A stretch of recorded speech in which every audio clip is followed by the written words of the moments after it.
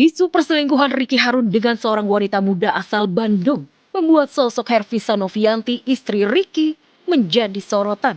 Sesabar itukah Hervisa? Atau ia lebih percaya pada pembelaan Ricky, yang dikenal suami Abel dan sayang anak-anak?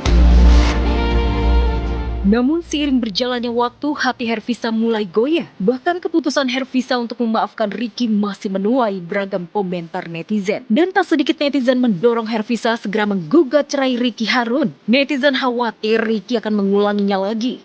Cuman kalau kenal, aku kenal, tapi cuman 2 atau 3 kali doang.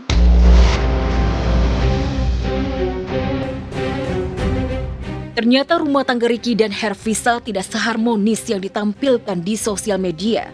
Hervisa terkesan pasang badan membela dan memaafkan Ricky. Ibu 4 anak itu tak menyangkal jika rumah tangganya dengan Ricky sering dilanda prahara. Aku nolak karena aku udah tahu kan, terus udah aku nolak. Akhirnya dia nelfon tapi aku nggak datang. Enggak sih, cuman ngajakin kayak lagi di mana, ayo ketemu gitu doang. Enggak, soalnya aku udah blok. Udah blok semua WA dia. Gitu ya, aku udah blok.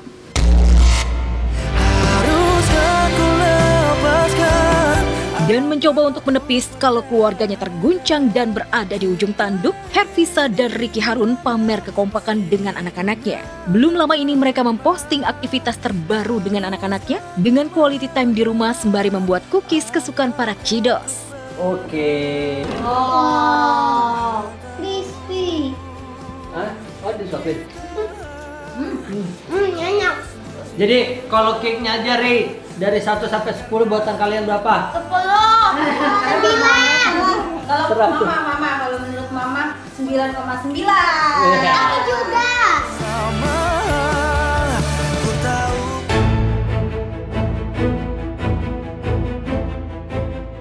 Hujan ekstrim yang terjadi sejak Kamis pagi kemarin membuat Jakarta dikepung banjir. Lalu lintas di jalan-jalan utama lumpuh. Aktivitas warga terganggu. Realita ini melengkapi derita warga yang sudah nyaris pekan ini berkutat dengan hujan deras dan genangan di mana-mana. Kita lihat sedalam apa ini? Di atas lutut ini. Kok dalam lagi? Kita lihat orang dulu lewat biar kebayang sedalam apa. Oh, enggak, aman. Kediaman Ira Suara di Tanjung Priuk air lebih parah. Air sudah masuk rumahnya sejak beberapa hari lalu. Tahun ini dimeriahkan oleh banjir.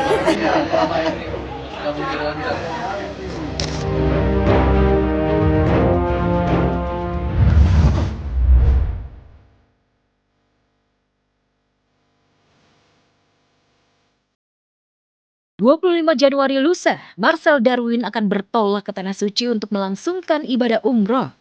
Ini akan menjadi umroh pertama kali baginya sejak ia memeluk agama Islam sekitar 6 tahun lalu.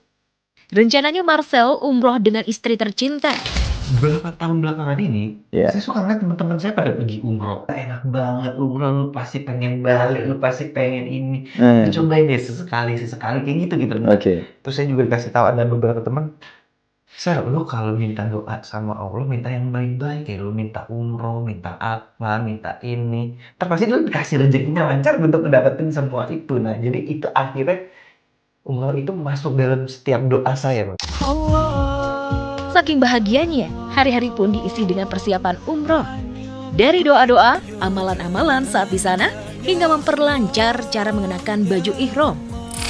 Ini buat pas sholat. Sholat sa'i. Kalau tawaf, keluarin kanan nih, keluarin bagian kanan. Bukan, keluarin. Nah, gitu.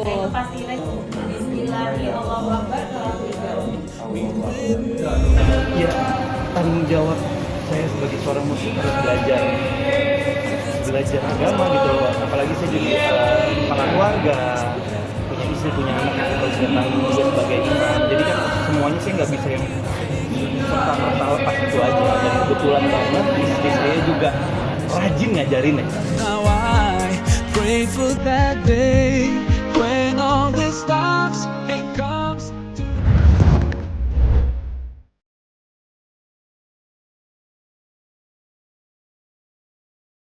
Sepertinya aksi Ola Ramlan yang makin hari makin doyan pamer mesra dengan Tristan Maulina, si pacar mudanya, membuat sang mantan suami panas.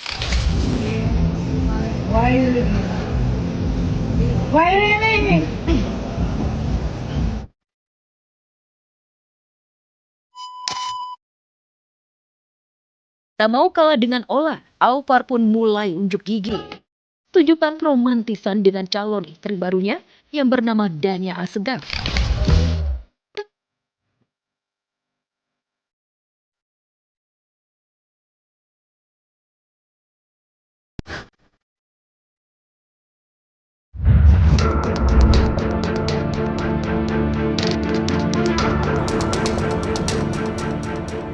Raffi Ahmad masih syok jika mengingat kejadian ia nyaris celaka saat naik helikopter di Bali beberapa hari lalu. Ia sudah agak ragu dan khawatir ketika mau naik, mengingat cuaca di Bali mendung dan angin sangat kencang. Ya namanya juga hidup, jadi harus banyak-banyak berdoa dan memang cuaca juga lagi tidak menentu. Tapi alhamdulillah masih dijaga sama Allah Subhanahu wa taala dan masih selamat.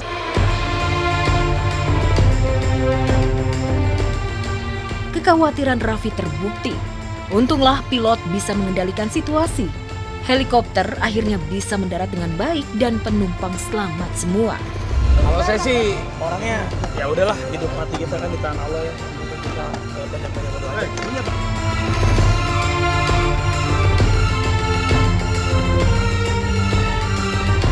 Pastinya pengalaman yang dirasakan oleh Raffi ini kan deg-degan banget, sangat menegangkan, apalagi kalau pemirsa lihat ya beberapa cuplikan video yang beredar luas di sosial media. Gimana pemirsa kalau jadi Raffi Ahmad di dalam itu tuh, wah pastinya udah takut ya. Tapi yang kita patut untuk syukuri adalah bagaimana Raffi Ahmad juga bersyukur karena masih diberikan umur panjang. Kalau aku sih ya jadi Raffi udah, aduh trauma banget. Nah pemirsa, tadi kita juga melihat ya Ola Ramlan dan mantan suami Alvar sama-sama udah move on. Alvar udah jelas-jelas ya pamer kekasih baru tanpa ada rasa bersalah atau bahkan juga beban di hadapan dari Ola. Dan Ola pun semakin kesini makin eksis, tapi bukan hanya sekedar eksis. Ola makin kelihatan muda, ya jelas dong ya, karena kan pilihannya tepat dan cermat. Mencari berondong adalah solusi pemirsa. Alright pemirsa, next akan ada kabar yang sangat panas nih. Hadirnya dari Doktif alias Samira yang diperiksa polisi sebagai tersangka pencemaran nama baik. Tapi ada yang menarik pemirsa. Doktif ini membuat sindiran untuk Richard Lee dengan datang menggunakan kursi roda dan tangan diinfus. Waduh. Nah pemirsa yang mau tahu, jangan kemana-mana. Kami akan segera kembali setelah yang satu ini. Stay tune.